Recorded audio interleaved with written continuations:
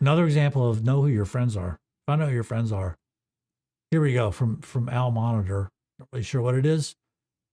Coverage in the Middle East. Saudi Arabia joins China and United Arab Emirates in digital currency project.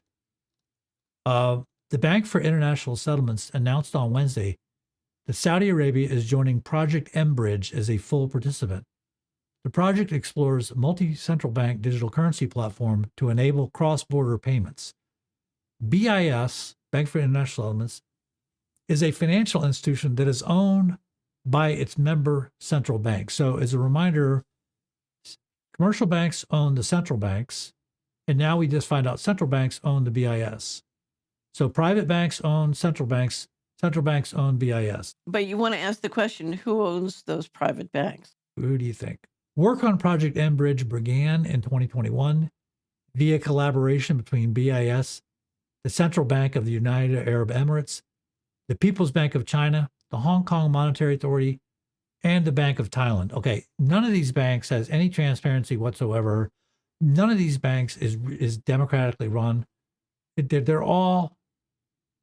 just classic banks. Now, I'm assuming that the M-Bridge enjoys the sovereign immunity of the BIS. I don't know that, but I'm assuming. If the BIS is involved, yeah, it's run out of the BIS.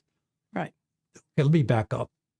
The reason the BIS is so private is that BIS has a headquarters agreement with Switzerland because the BIS is headquartered in Basel, Switzerland.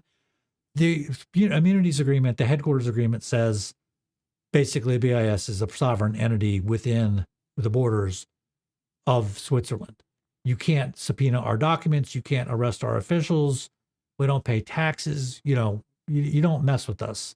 You right, can't but we get can to us. also hold and transfer funds secretly with no disclosure. Of course not. How are you going to? We're not going to disclose it voluntarily, and you're not going to get it via subpoena. Right. Inviolable is the term they use. Right. The same is true of the ECB. The ECB has a headquarters agreement with Germany. Right. It basically says this bank here, you don't reach us. You can't subpoena our documents. You can't get our archives. You can't get our computer drives. You can't get anything. Get out. Right. You can't arrest us. Nothing. We're immune.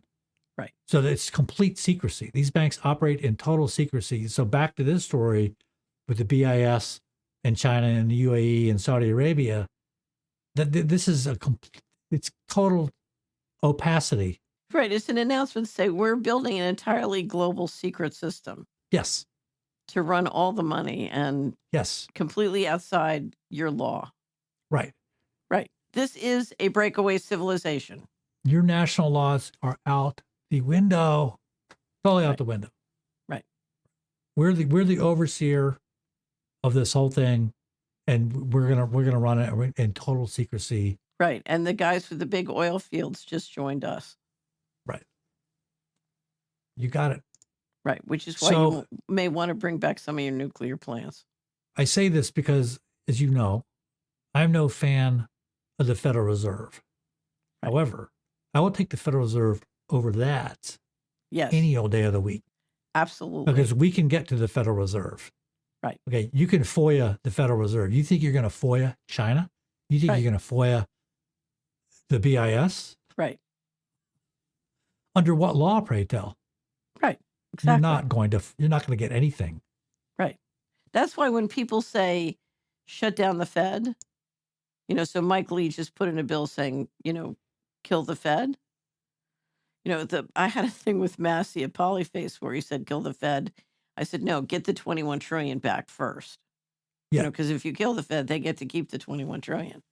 Before you pull out the gun to kill the Fed, tell me who's replacing the Fed. The Fed is bad, but just because the Fed's bad doesn't make BIS your friend.